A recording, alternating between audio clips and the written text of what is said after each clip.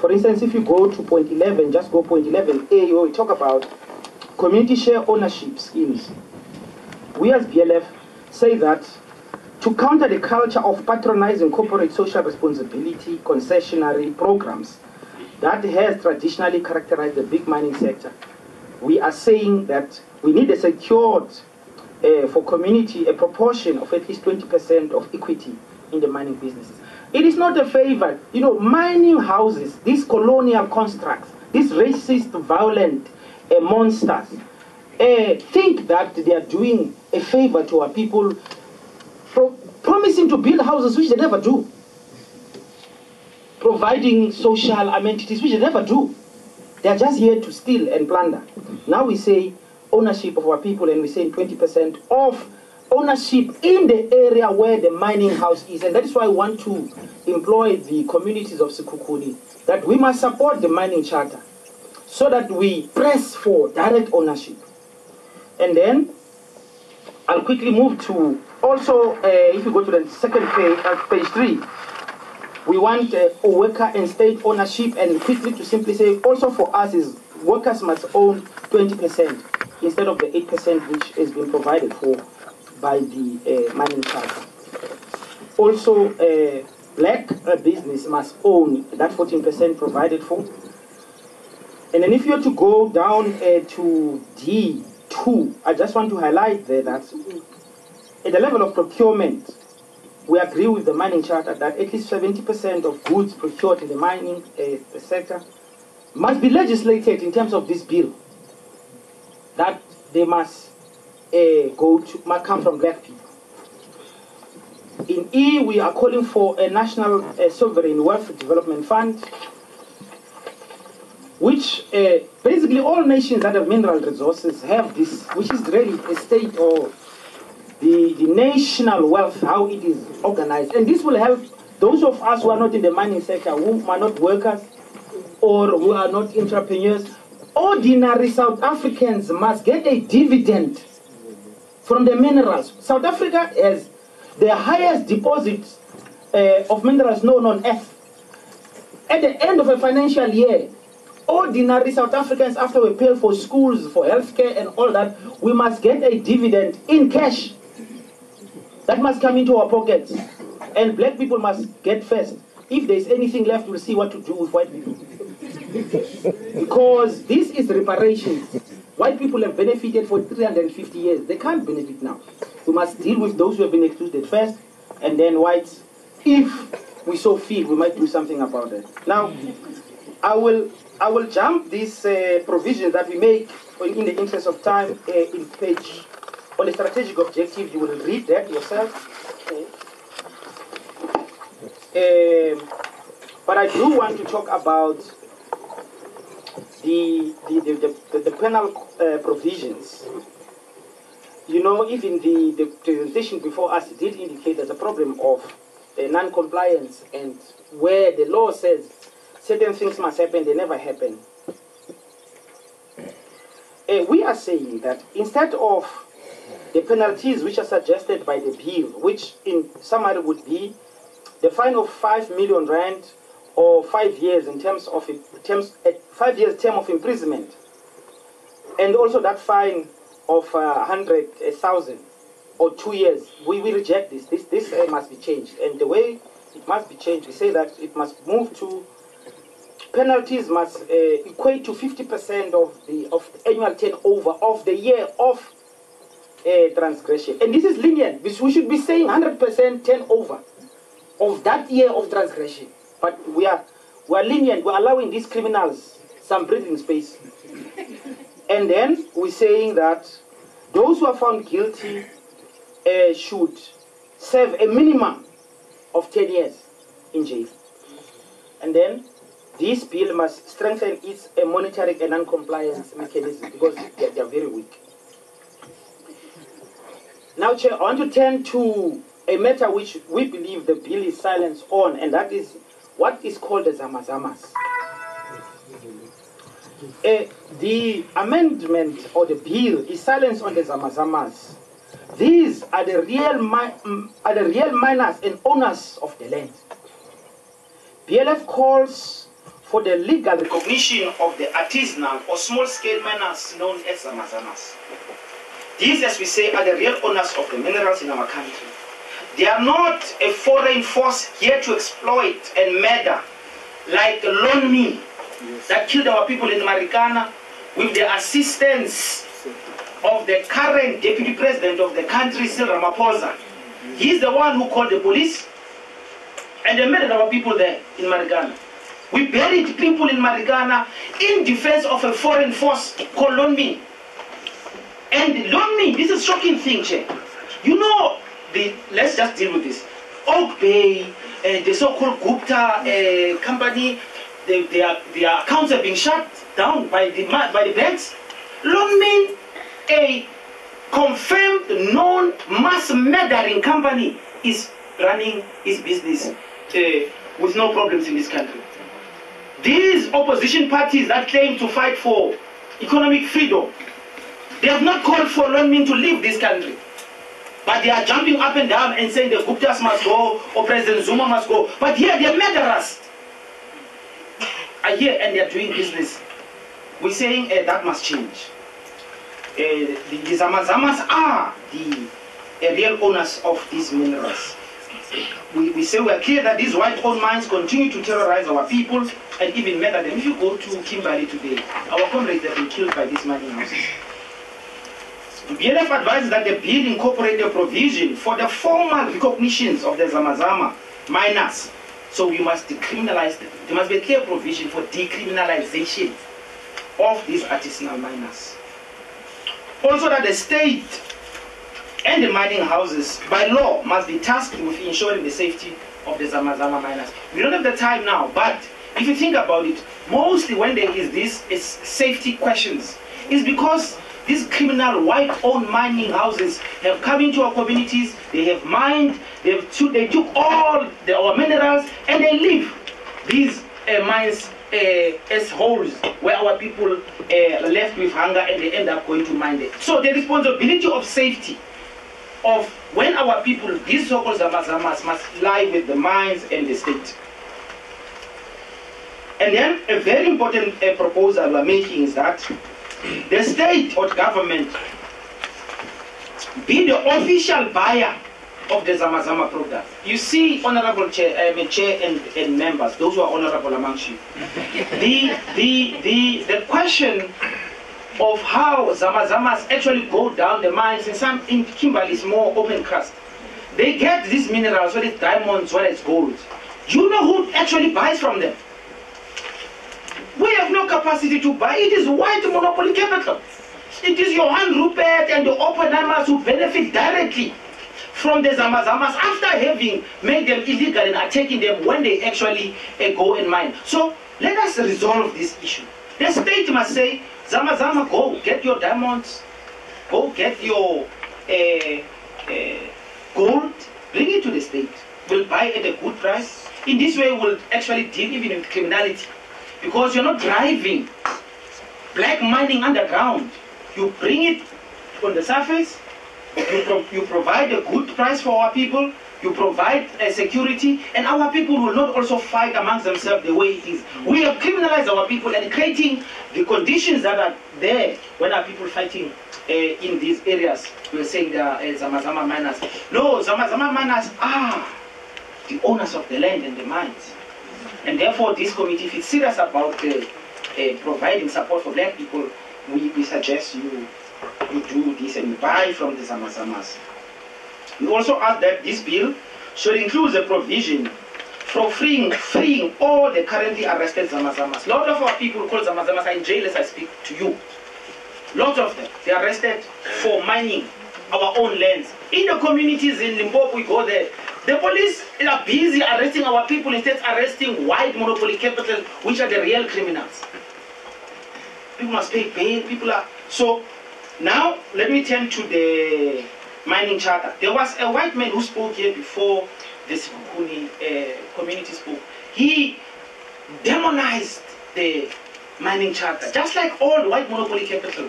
We want this committee to recognize, and it will be good, Chair, to acknowledge Minister Zwane, Msebenzi Zwane, as a revolutionary, visionary minister who correctly interprets what is meant by radical economic transformation as provided for by the president of the country in the SONA.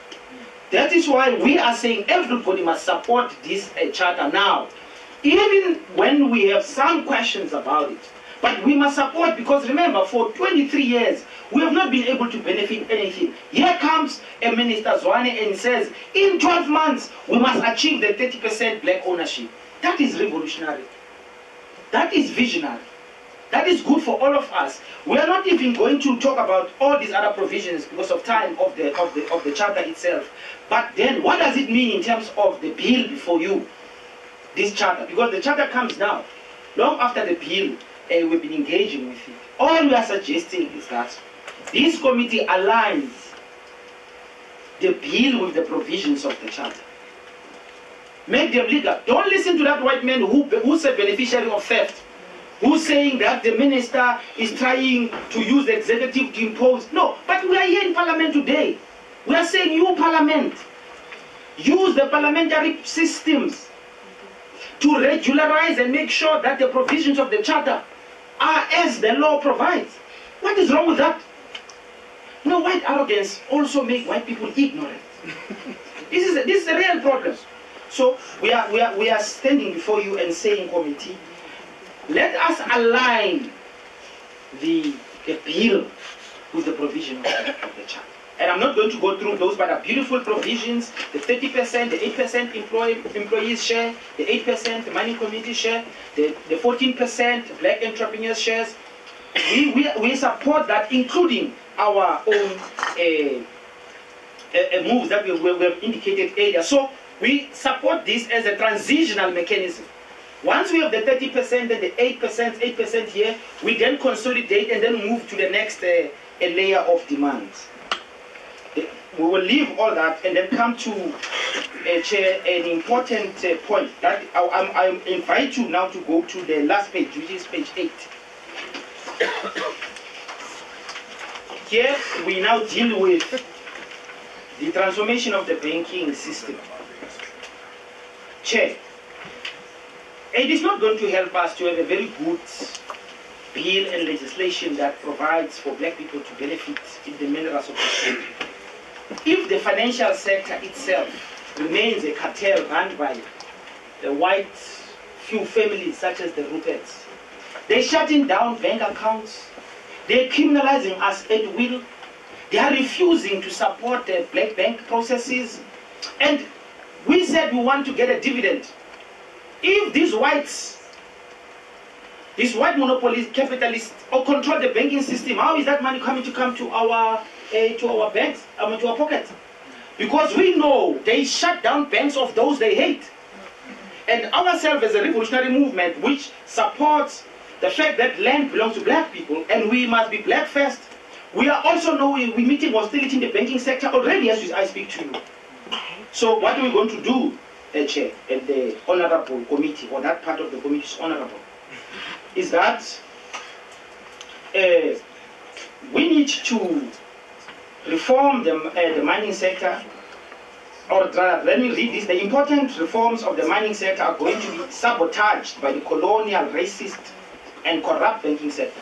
I hope you all know that the commission has just come, the competition commission has just come out with a determination that more than 17 banks are involved in corruption. We also know in 2015, those banks, when President Zuma wanted to appoint a proper minister, not a captured minister, such as Pravino Nhlanhlanene, the banks, took away 500 billion in 3 days of the JSE. We know that. So, and the Competition Commission has also confirmed this. Furthermore, our public protector just yesterday has released the report that shows that ABSA is a rogue bank. It's a criminal bank. Yeah. Now, these provisions on the banking system are not directly, we are clear, are not directly related to what you are doing here, but surely in the interest of governance, which is interrelated, we can send this message over to the minister responsible, or the committees responsible. And of course the ruling party is the same ruling party that sits in the other committees. Now we are saying that. Sorry, just a minute. You are left with 5 minutes. Okay, I will then. And my worry is that you're no longer talking on the bill. But I felt I must give you some time. But now you're left with 5 minutes. Thank you, Chair. No problem. That white man spoke, and then you gave him further 5 minutes. So I've got more. I've got another 5 minutes. Order, Mr. Nitam. Let's do things accordingly. For instance, it's not correct for you to debate the presentation of another stakeholder. You're supposed to be sticking on your own. Thank you, Chair. Minutes to myself. Thank you, Chair. In the definition of debate, it's never restricted to, but let's leave that. So we are saying here, the banking sector, the cartel must be broken, and a clear message must be sent that in the interest of holistic radical economic transformation and the necessity to act in tandem with, in particular, Treasury, it must be impressed upon the Minister of Minerals, Malusi Gaba, that his reluctance to move with great speed to licensing a black bank and a state bank is an act of self-sabotage. If we are not going to have a black bank and a state bank soon, like in 12 months, we must forget about this. Because white monopoly capital is going to close down. Treasury must be employed to immediately fully license banks that are black or state-owned, and we list some of them here, such as the VBS, such as the Post Bank, and also a black bank. It must come into line. This must happen immediately, or blacks are going to be in perpetual mercy to banks such as ABSA. In fact, we are clear that ABSA itself, the state must immediately withdraw all its accounts with ABSA, and these monies, which are lots of monies, can then be used to support the emergence of a black bank and a state bank, which will then be able to support our communities and our people as we take the minerals back to our people. The hegemony of your hand rupert in the banking sector must end. And it's only the bravery of you as a committee, with us the people, that can ensure that. I thank you, Chair. Thank you very much. Can I then ask the members of the committee to ask questions? I see the hand of Honorable Nyambi.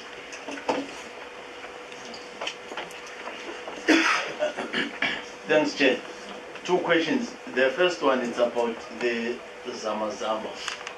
As a committee, when we'll be dealing with it, maybe my interest is to understand how is it going to be done, because like I'm from Mpumalanga, and Zama Zama people, they don't just do it in Mpumalanga. If you find somebody from Mpumalanga doing it in Gauteng or Limpopo, and only to find that the community in that particular area will be revolting, saying no, let it be somebody who's doing Zama Zama, who's from Sekukuni, instead of having somebody coming from Gauteng. So I miss that part, how it's going to be done, because it's not people that are residing in the municipalities. The second one is about the process we're involved in. As we are aware that the bill was referred back by the President, and we are the house that represented the interests of provinces. So out of interest sake, are we going to be getting the same presentation, because there will be public participation at provincial level in all the 9 provinces? Or the one that is being presented by the national structure is going to be different to the one that will be done by the province? But it's out of interest so that we can understand, and it will make our life much more easier when doing the consolidation ultimately at the end. Thanks, Chair. No other hands you can respond. Okay, thanks, Chair. No, see, if we regularize the Zamazamas, it will actually assist in making sure that duplication and the actual domicile of the Zamazama is clarified. Of course, our attitude as a Pan-Africanist organization is not to say you are from Mpumalanga, or you're from Zimbabwe, or you are from Nigeria. If you are in the bank, in the mining sector, you have an equal right, because the exploitation of our people by the mining sector, you know, it went to Africa-wide. So every black person who engages in the process of independent mining, which is this, what we call Zamazama, should be registered, supported, And in this way, I will not necessarily be mining in Mpumalanga in another place because it will be in the register. Or unless there's a justification for why I should be mining in different areas. By the way, Anglo-American mines everywhere in this country. So that objection is not sustainable, in fact. Unless we say to Anglo-American also, you can only mine in one place. So let us allow our people to mine, use their energies and the communities. What kind of a community is that which is not supporting the Zamazamas who are mining in its own backyard? The first people must be that community that organizes the Zamazamas. We are not enemies, we are the same people. So our advice to the communities, you cannot join the Zamazamas, protect the Zamazama, be a Zamazama yourself. And in this way, we can resolve this issue. In terms of your second question, indeed, this is a national presentation, but you will see when you come to the provinces, we'll tailor it to deal. Of course, the framework will be the same, but there are specificities. Like if you go to the Northern Cape, there's a specific problem there, which is different from the problem of Limpopo, for instance, where people are facing serious evictions, but the arresting of people and the different types of minerals give us a different texture. So you will hear us in the provinces, but we will be emphasizing the actual experiences per province. Here, for instance, we should be talking about Perlemoon. You know Perlemoon, Abelon. That is our thing, that thing. It's the black people's property. These white people who are having licenses must be revoked. They must not be. That Abalone is ours, and we are not benefiting from it. And that is an issue for this province. But we are saying we will make those emphases as you move in the different provinces. Is that a follow-up, Honorable Yem? Yeah. Okay. No, I was covered. I never wanted to raise it earlier on because it was going to divert him and deal with what I want to raise now. I'll be failing as a member of parliament if I'm not raising it. To BLF, maybe in the future, if you are coming to parliament, for us to be able to focus on the substantive nature of your presentation instead of other issues that are sideways. It will really assist us to avoid creating unnecessary confrontation, like when you refer to us that if you are honorable, it means you are implying that we are not honorable, and that is not correct, and that is not the essence of your presentation. But if you come in, respect us, we respect you, we focus on the presentation, we shake hands, we leave, and then that's it. But the fight sometimes is not necessary. So it's a brotherly advice from an honorable member of this Thank you, Honorable Nyana. Maybe a part of addition so that when you respond to it, you respond to all of them. Also, as from the chair, I will be failing the House if I do not protect the organizations that were here to come and present to be labeled because of their color. It's unfortunate that I'm from the organization that believes on non-racialism. So if in this house we promote that white people should be called names in meetings that are chaired by us, it would be not correct. Because we stay with them, we work with them, they are part of South Africans. I think that one I must also raise it very sharply. Thank you. Thanks, Chair, and the Honorable honor is not declared, but they must properly be earned. You know, I do not say this with the attempt to minimize. If you feel honorable, then you must be honorable. Don't worry. Only the dishonorable must feel that this affects them. Honorable blacks must not feel injured. But how are you honorable when you are landless in your own country also? It's a question. It's just a question. Landless people can never be honorable because they are tenants in their own land. We live under the condition of general dishonor in our own land. We're a black majority, we call each other men honorables, occasionally insult each other when all of us are landless. It is a matter that I think we must think about, all of us as black people. That is why we support President Zuma when he says land expropriation without compensation. And some of the not so honorable members are shaking on this question. Now, Chair, non-racialism cannot mean we can't say white people are white and white people stole our land. Non-racialism, if it means we must lie, then it is a dishonorable proposition. The man who spoke here and rubbished the mining charter is a white man who benefited from colonialism. It is not a disputed fact. 1652 white people arrived here. They stole our land. They enslaved us. Today, white people have more than 80% of our land. We are landless. In Kailicha today, our comrades have been murdered just for a piece of land to call a home. Are you not ashamed? All the land is in your hands. The black majority don't have land. We don't even have land to bury our own. Do you know that? So, no. If non-racialism is a denial of a historical fact, and the fact that 23 years later, we have the vote, those people still have the land. No, honorable member. That is not very honorable. Let us correct that matter so that we can be properly honorable people working proudly in our country, knowing that the land and the minerals belongs to us. Yeah.